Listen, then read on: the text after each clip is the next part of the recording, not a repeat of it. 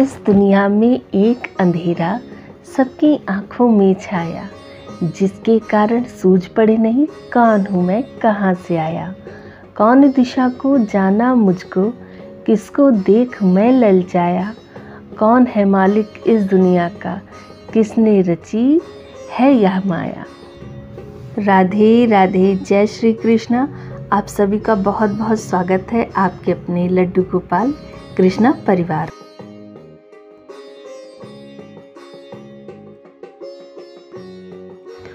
तो आइए माधव जी के सामने सभी का राधे राधे करते हैं। राधे राधे माधव जी। और यहाँ मैं माधव जी का स्नान श्रृंगार सब कराती रहूँगी और साथ ही साथ छोटी सी चर्चा भी करती रहूँगी। कुछ हम लोग के बीच की ऐसी चर्चाएं हैं जो हम लोग अपने माधव जी के समक्ष रखते हैं। देखिए, हम लोग माधव जी की, अपने कान्हा जी की सेवा करते हैं, लेकिन कई बार ऐसा होता है कि कार्य बहुत होता है, सेवा करने का समय लोगों को नहीं मिल पा रहा होता है। तो बस आप सदा कार्य करते करते अपने प्रभु का नाम जप करते रहें, उन्हें हमेशा अपने दिल से पुकारें। जो भी कहना है अपने हृदय की आवाज़ सुनें और अपने हृदय से ही उनको पुकार लगाएं। यही सच्ची सेवा है। आप इस सेवा को जान गए तो आपको किसी भी सेवा की तो ज़रूरत ही नहीं पड़ेगी।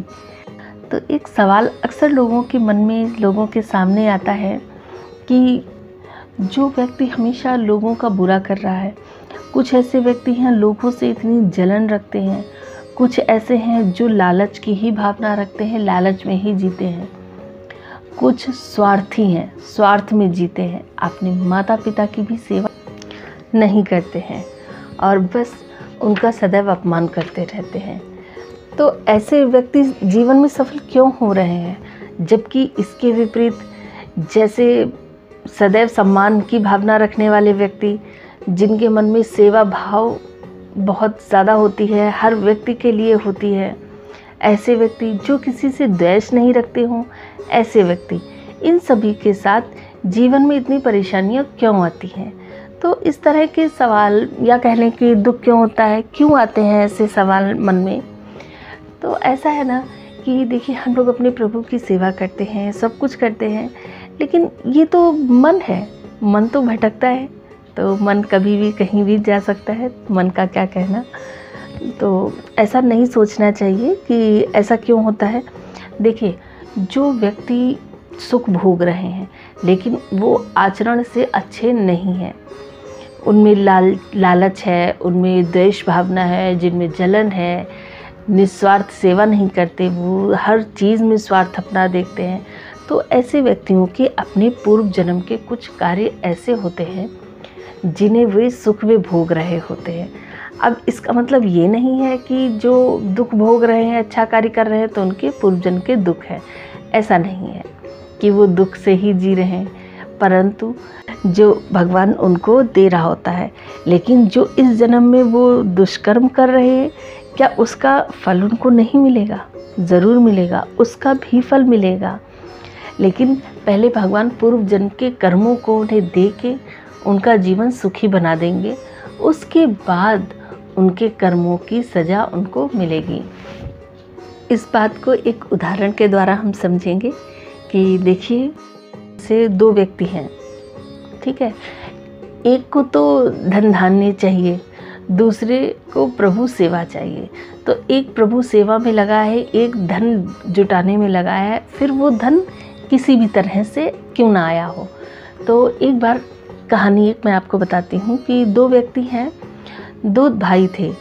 तो एक तो बिजनेसमैन था, उसे तो धन और ये सब चीज़ें चाहिए थी, और एक था जो धार्मिक कार्यों में ही कार्य करता था। तो एक बार क्या होता है, मंदिर में चोरी हो जाती है। वो चोरी जो करता है, वो बिजनेसमैन जो व्यक्ति होता है, जो व्यापारी होता है, वो उस मंदिर को चोरी करता है। वो अपने स्वार्थ में भगवान तक के आभूषणों को चुरा लेता है। लेकिन अचानक से जो धार्मिक व्यक्ति होता है वो वहाँ पहुँच जाता है, सारा इल्ज़ाम उसके ऊपर आ जाता है, क्योंकि वो तो भाग जाता है, लेकिन ये वहाँ देख के रह जाता है, परेशान होता है कि अरे ये क्या, प्रभु के सारे गहने ही गायब हैं। तो वो देख ही रहा होता है, तब तक सभी लोग आ जाते हैं और उसकी बहुत पिटाई करते हैं। और उसको भगाते हैं वहाँ से। कैसे भी वो भागता है वहाँ से, और जब भाग के बाहर जाता है तो एक गाड़ी जा रही होती है जिसके नीचे वो आ जाता है। उससे भी उसे काफ़ी चोट आ जाती है। तो वो बहुत परेशान होके मंदिर जाता है और भगवान से कहता है कि हे भगवान, मैंने ऐसी कौन सी आपके साथ गलत कार्य किया, मैंने ऐसा क्या किया है जिसकी सज़ा ये मुझे मिल रही है। और वो व्यक्ति जो चोरी करके भाग गया, इतना सब उसने किया तो उसको इतना अच्छा प्राप्त हो गया, उसने इल्ज़ाम भी नहीं लगा। और मैं आपकी सेवा में सदैव तत्पर रहता हूँ, अपने माता पिता की सेवा में तत्पर रहता हूँ और हर किसी की सेवा करना चाहता हूँ। मुझे किसी से जलन भी नहीं है, मैं द्वेष भी नहीं रखता, कोई ऐसी भावना भी नहीं है जिससे किसी को दुख पहुँचे। फिर भी मेरे साथ ऐसा गलत क्यों हुआ? तो भगवान वहाँ प्रकट होते हैं और वो कहते हैं कि देखो बालक, वो व्यक्ति जिसने धन धान्य सब पा लिया, उस व्यक्ति के कुछ पिछले पूर्व जन्म के कुछ कर्म थे जिसकी वजह से उसे यह मिला। दूसरी बात, उसके भाग्य में राजयोग्य था, उस राजयोग को ना पाना एक गठरी में समा गया। वो इतने में ही उसको राजयोग मैंने नहीं दिया, इतने से ही उसको छोड़ दिया। और रही बात आपकी, तो आपकी मृत्यु थी आज के दिन, लेकिन आप जब गाड़ी के सामने आए तो वो मृत्यु टल गई आपकी। तो इस तरह से कभी ऐसा ना समझें कि प्रभु एक को अच्छा एक को बुरा दे रहा है। नहीं, प्रभु के यहाँ सिर्फ और सिर्फ न्याय है। वे सबको सभी के समान का देते हैं। तो वो अच्छा व्यक्ति, उसके भाग्य में बहुत बुरा होने को लिखा था, लेकिन उसने कम में निपटा दिया। और एक व्यक्ति जिसके भाग्य में बहुत अच्छा होने का था, उसके कर्मों की वजह से उसे उससे भी ज़्यादा कम मिला। तो ये होता है भगवान का न्याय। लेकिन कुछ लोग कहते हैं कि जैसे किसी के घर का कोई व्यक्ति छोड़ के चला गया, तो ये जीवन ऐसे ही चलता है, कोई आएगा कोई जाएगा, ये तो जीवन है। जीवन का क्या कहना, ये भगवान का बनाया हुआ है। हम सब तो एक कहे कठपुतली हैं। वो अपने उंगलियों की डोरियों में हमें फंसा के और बस नाच नचाता है। लेकिन अब इसका मतलब ये भी नहीं है ना कि आप कर्म खराब कर रहे हैं और कह रहे हैं वो तो प्रभु करा रहा है। नहीं, हमारे अपने कर्म भी होते हैं। जैसे एक गाड़ी पे जब ड्राइवर बैठता है तो वो ड्राइवर के हाथ में वो गाड़ी होती है कि वो उसको किस दिशा में लेके जाता है। वो हाई स्पीड करके भी चल सकता है और कम स्पीड में भी चल सकता है। वो गलत रास्ते पे, टेढ़े मेढ़े रास्ते, ख़राब रास्ते पे भी लेके गाड़ी को जा सकता है, और वो चाहे तो अपनी गाड़ी को एक और अच्छे रास्ते पे लेके जाए। तो ये सब ड्राइवर के हाथ होता है। तो आप ये समझिए, गाड़ी हमारे प्रभु हैं और ड्राइवर हम सब। तो ये हमारी कर्म है, हम किधर जाना चाहते हैं, अपने प्रभु की तरफ या ये खराब रास्ते पे जाना चाहते हैं, अधर्म की तरफ। तो धर्म और अधर्म, इन दोनों में से चुनाव का अधिकार प्रभु ने हम सभी को दिया है। तो अब ये तय हम लोगों को करना है, तय व्यक्ति को करना है कि उसे कौन सा रास्ता चुनना है। चर्चा के साथ साथ माधव जी का स्नान भी हो गया, उनको वस्त्र धारण करा दिए हैं, अब उनको श्रृंगार धारण कराएंगे। तो आइए माधव जी, अब आपको श्रृंगार धारण कराते हैं और साथ साथ ये भी जानेंगे कि जैसे लोगों से पूछो घर किसका, ये घर मेरा है, वो घर तेरा है, ये घर मेरा है, ये चीज़ मेरी है। तो ये भावनाएं अक्सर लोगों के मन में रहती हैं, बल्कि ये बात बहुत ही ज़्यादा हर कोई बोलता है। तो अपनी माधव जी के, प्यारे से माधव जी के श्रृंगार के साथ साथ आप सभी को एक बहुत प्यारी सी बात बताती हूँ। एक बार श्री कृष्ण, हमारे कान्हा, हमारे माधव जी अपने एक भक्त के घर पधारते हैं, और जब भक्त अपने प्रभु को अपने दरवाजे पे आया देखता है और वो भक्त बहुत प्रफुल्लित हो जाता है और कहता है कि प्रभु आप आइए आइए। इतना खुशी से वो व्याकुल होता है, उनके लिए जल्दी से आसन लगाता है कि आइए प्रभु, आइए विराजमान होइए। प्रभु वहाँ विराजमान हो जाते हैं। फिर जाता है जल्दी से मटके से, जैसा भी उसके पास थोड़ा सा जल होता है वो लेके आता है और एक पात्र में गुड़ लेके आता है और कहता है प्रभु लीजिए भोग लगाइए। तो प्रभु बहुत ही प्रेम के साथ गुड़ को खाते हैं और उस जल को ग्रहण करते हैं। फिर प्रभु कहते हैं कि रुको भक्त रुको, यहाँ पे बैठो। तो उसको भी बैठने को बोलते हैं। वो भक्त अपने प्रभु के चरणों में बैठ जाता है। फिर कान्हा जी उसके पूरे घर पे नज़रें घुमाते हैं, पूरे घर को देखते हैं और कहते हैं भक्त ये घर किसका है। तो भक्त बहुत ही प्यार से मुस्कुराते हुए अपने प्रभु से कहता है कि प्रभु ये घर ये आपका है। बोलते तो कान्हा जी मुस्कुराते हैं और कहते हैं अच्छा ये घर मेरा है। प्रभु उसको देखते हैं और उधर मटके को देखते हैं, कहते हैं ये मटका किसका है। कहता है प्रभु ये आपका है। ऐसे ही उस भक्त के घर में विचरण करने लगते हैं और विचरण करते करते उसकी रसोई में जाते हैं, जहाँ एक अध जला चूल्हा है, एक छोटा सा पात्र है जिसमें वह भोजन बनाता है और वहाँ एक बर्तन और है जिसमें वह भोग लगाता है। बस इसके अलावा कुछ भी नहीं है उसके पास। तो प्रभु देखते हैं और कहते हैं ये सब किसका है। तो वो बहुत ही प्यार से और बहुत ही विनम्रता से अपने कान्हा से कहता है कि मेरे प्रभु ये सब आपका है। कान्हा जी उसको देखते हैं और उनकी आंखों में आंसू भरे होते हैं। फिर वे आगे और चलते हैं, जहाँ पे छोटा सा एक मंदिर है। मंदिर कहे कि एक छोटी सी चौकी है जिस पे साक्षात कृष्ण भगवान जी की एक प्रतिमा है। देखिए हमारे माधव जी भी चर्चा सुन के कितने प्यार से मुस्कुरा रहे हैं ना। तेरी मंद मंद मुस्कनिया पे बलिहार माधव जी, मैं बलिहार माधव जी। आइए चर्चा को आगे बढ़ाते हैं। थोड़ी सी मिश्री रखी है, थोड़ा सा माखन रखा है और वहाँ पे कुछ भी नहीं है। प्रभु कहते हैं ये किसकी है। तब भक्त रोने लगता है और अपने कान्हा के चरणों में झुक जाता है। उनसे कहता है मेरे कान्हा, मेरे कृष्णा, यही तो सिर्फ है जो एक ये मेरा है, बाकी सब कुछ तो आपका ही है। मेरा इस घर में, इस जीवन में कुछ भी नहीं है सिवाय इनके, सिवाय आपके। इतना सुनते ही कान्हा की आंखों से आंसू गिरने लगते हैं और वो अपने भक्त को चरणों से उठा के सीधे अपने हृदय से लगा लेते हैं।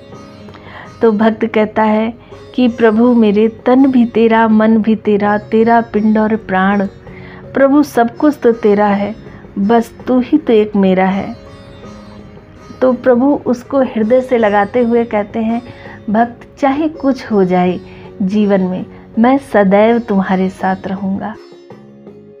इस कहानी से आप लोगों को पता है क्या समझ आता है कि जिसके साथ साक्षात भगवान हो, श्री कृष्ण हो, उसके जीवन में कुछ हो ना हो, संतोष जरूर होता है। जीवन को संतुष्टि हर चीज़ में मिल जाती है। वो थोड़ा खाएगा उसमें भी संतुष्ट है, वो अधिक पाएगा उसमें भी संतुष्ट मिलेगा। जैसे कहते हैं ना, माटी का शरीर तेरा एक दिन माटी में मिल जाएगा, ले शरण श्याम की तेरा जीवन सफल हो जाएगा। तो अपने कान्हा की शरण में रहिए।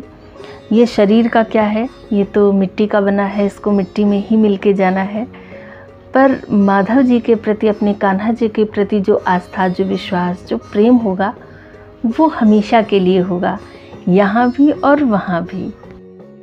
और ये तब होता है जब हम अपने आप को प्रभु को सौंप देते हैं। इसलिए कभी भी इस घर को, इस तन को, इस काया को अपना ना कहें। ये सब तो उनका है, कुछ भी तो हमारा नहीं है। मैं तो इस बात को सच में मानती हूँ और मैं अपने माधव जी से हमेशा कहती हूँ कि माधव सब कुछ आपका है। मैं कोई भी कार्य करती हूँ उससे पहले अपने माधव जी के पास जाती हूँ और उनसे कहती हूँ माधव ये आपका है और ये कार्य मैंने प्रारंभ तो किया है, अब संभालना आपके हाथ में है। जैसा चाहो करना, जिसमें आपकी खुशी हो उसको करना, क्योंकि आपकी खुशी में मेरी खुशी, और मैं खुश हूँ तो मेरे प्रभु तो बहुत ही खुश होंगे। तो लीजिए, माधव जी का भोग भी आ गया है और भोग में आम है, खीर बनाई थी, गुलकंद है और थोड़ी सी मिश्री, इलायची और बादाम है। आज भोग में यही है। देखिए, भोग लगाने का मतलब ये नहीं होता कि आप रोज़ 56 भोग लगाएं। आपके घर में जो भी सात्विक तरह से बना हो, बिना प्याज लहसुन का मतलब भोग हो, या जो भी सहजता से उपलब्ध हो जाए, आप उसका भोग अपने कान्हा जी को लगाएं। और आंखें बंद करके बस इस बात को ध्यान में करें कि मैं अपने कान्हा जी को भोग लगा रही हूँ, मेरे कान्हा जी उस भोग को ग्रहण कर रहे हैं। जो जल पिला रही हूँ उस जल को वो ग्रहण कर रहे हैं। ऐसी कल्पना अपनी आंखें बंद करके आप करेंगे ना, तो आपको एहसास होने लगेगा कि आपके कान्हा जी सच में इस तरह से भोग लगा रहे हैं। आप जो खिला रही हैं वो उसको खा रहे हैं। भोग कुछ भी हो, बस भाव अच्छे होने चाहिए, भोग लगाने वाले भाव होने चाहिए। कहते हैं कि भगवान भाव के भूखे हैं, तो वो भूखे नहीं हैं, भगवान किसी चीज़ के भूखे नहीं।